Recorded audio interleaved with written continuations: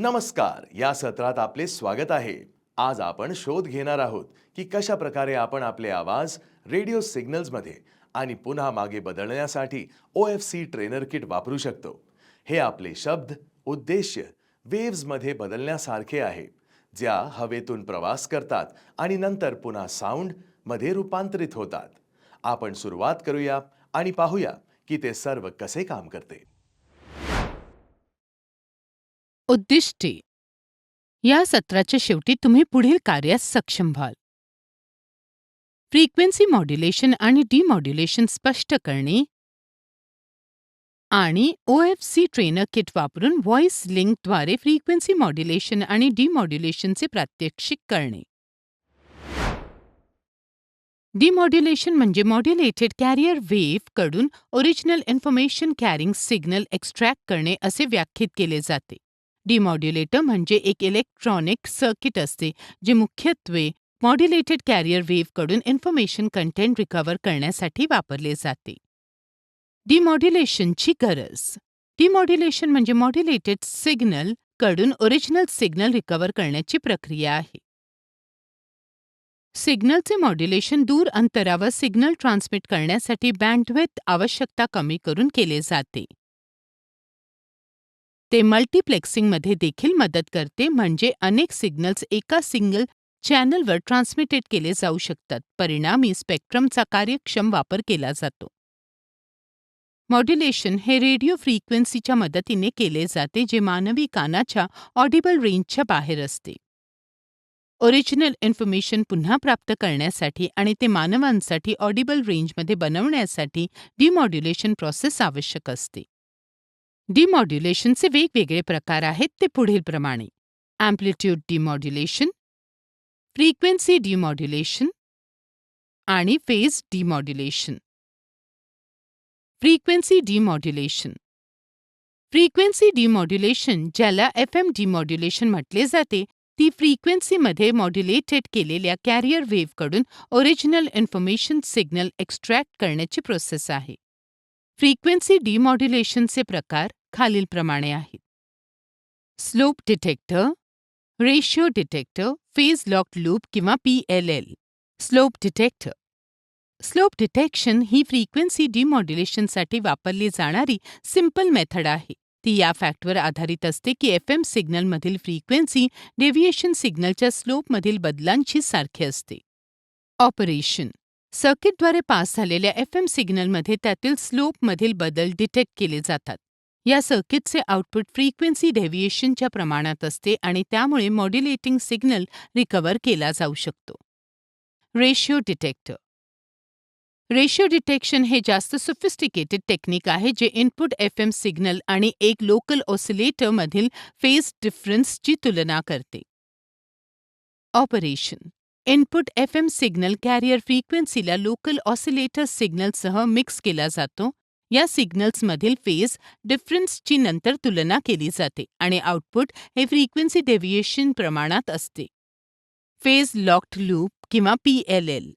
Phase locked loop किंवा PLL हे FM सिग्नल्सच्यासाठी विस्तृतपणे वापरले जाणारे डिमॉड्युलेशन टेक्निक आहे. ते कॅरियर वेव्हच्या फेजवर लॉक होते आणि त्यातील फ्रिक्वेन्सी व्हेरिएशन्स ट्रॅक करते.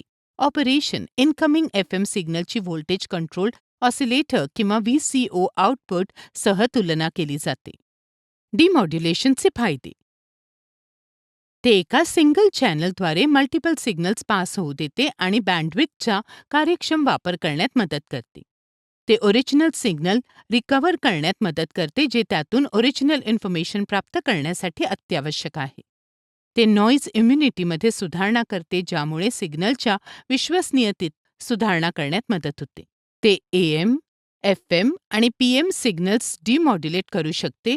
यामुळे डिमॉड्युलेशनचे डायव्हर्सिफिकेशन सुधारण्यात मदत होते आणि ते विस्तृत श्रेणीच्या ॲप्लिकेशन्समध्ये वापरले जाऊ शकते.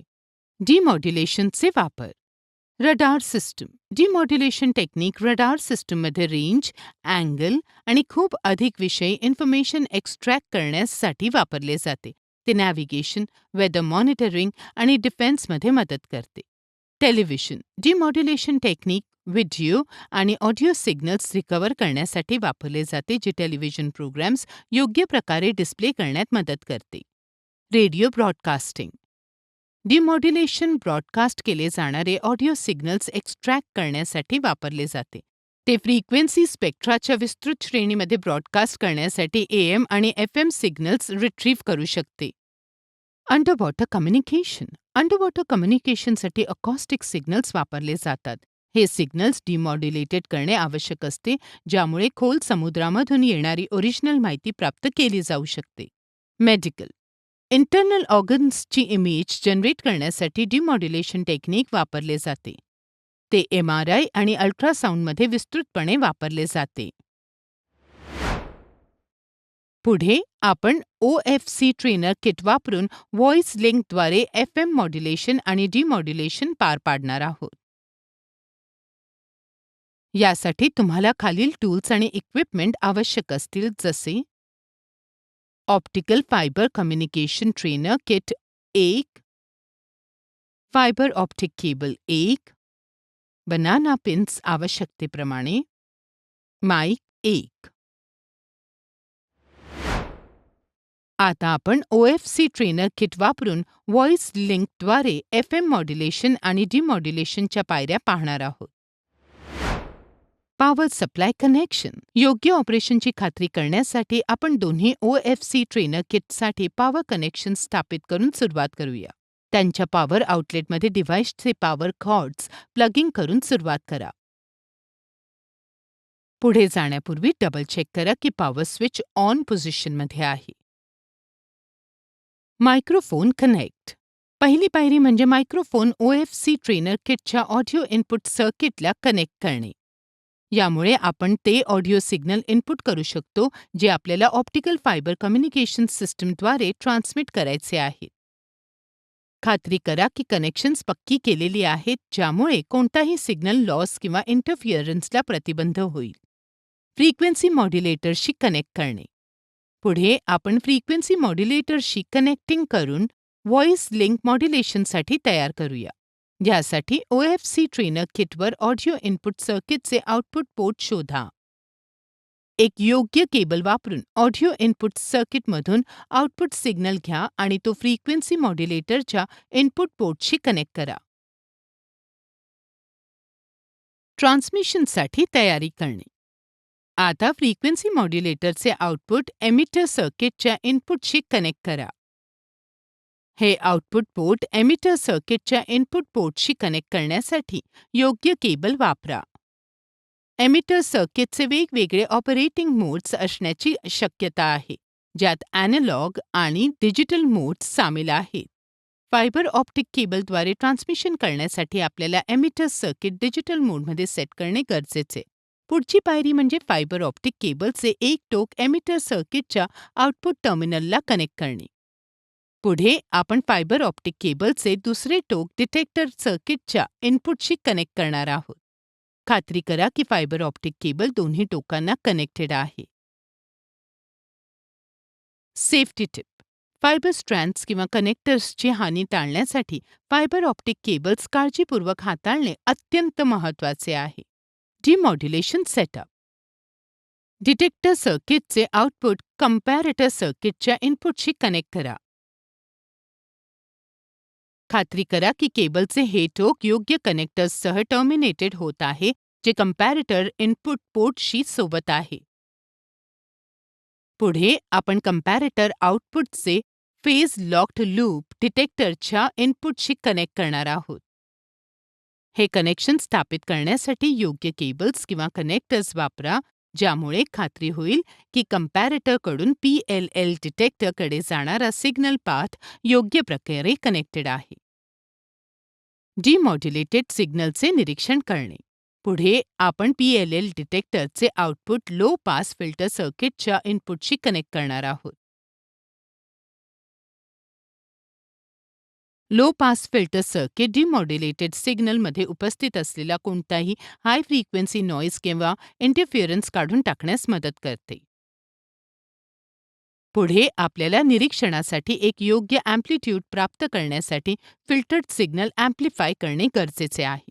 यासाठी लो पास फिल्टर सर्किटचे आउटपुट योग्य केबल्स किंवा कनेक्टर्स वापरून अँप्लिफायर सर्किटच्या इनपुटशी कनेक्ट करा. ओरिजिनल सिग्नल्स रिट्रीव्ह करणे. आता अँप्लिफायर सर्किटचे आउटपुट योग्य केबल वापरून ऑडिओ आउटपुट सर्किटच्या इनपुटशी कनेक्ट करा. डिमॉड्युलेटेड सिग्नल ऐका. डिमॉड्युलेटेड व्हॉइस लिंक ऐकण्यासाठी आपल्याला ऑडिओ आउटपुट सर्किटच्या आउटपुटशी हेडफोन्स कनेक्ट करावे लागतील. हेडफोनशिवाय आपण इनबिल्ट स्पीकर वापरून ऑडिओ आउटपुट सर्किट ब्लॉक मधून व्हॉइस लिंक थेट ऐकू शकतो. Fiber optic communication. Fiber optic communication. Okay. येथे आपण या सत्राच्या समाप्तीला पोहोचत आहोत. या सत्रामध्ये आपण शिकलो की फ्रिक्वेन्सी मॉड्युलेशन आणि डिमॉड्युलेशन आणि OFC ट्रेनर किट वापरून व्हॉइस लिंकद्वारे फ्रिक्वेन्सी मॉड्युलेशन आणि डिमॉड्युलेशनचे प्रात्यक्षिक करणे. पाहण्यासाठी धन्यवाद. पुढील सत्रामध्ये लवकरच भेटूया.